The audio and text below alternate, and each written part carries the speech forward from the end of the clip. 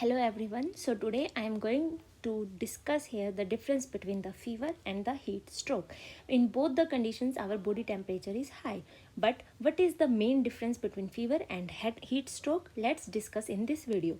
So in fever, what is the pathophysiology of the fever? So the pathophysiology of the fever is when there is any inflammation, and due to any reason, if there is any inflammation, like due to infection there is inflammation, then there is release or there is activation of cytokines. So these cytokines leads to the increased body temperature, that is we called fever.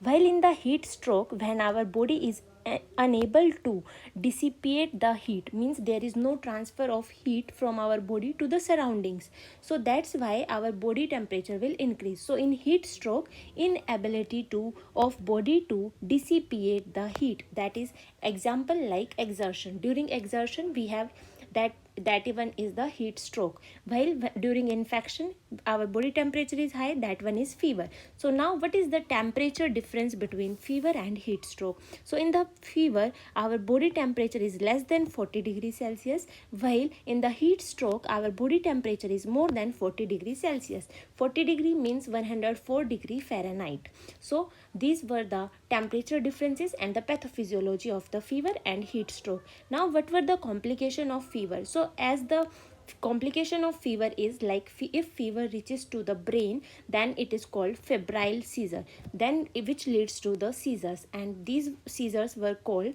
febrile seizures because due to the fever there is a seizure, that's why these are febrile seizure.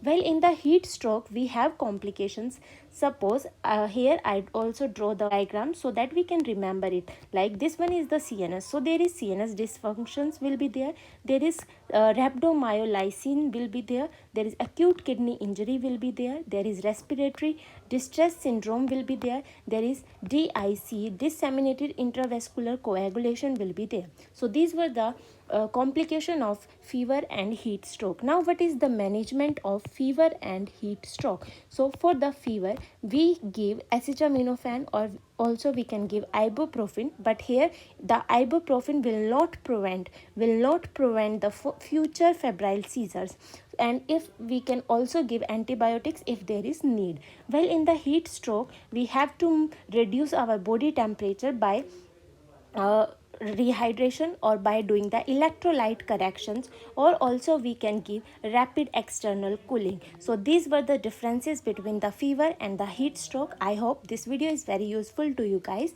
Thank you. Bye bye guys.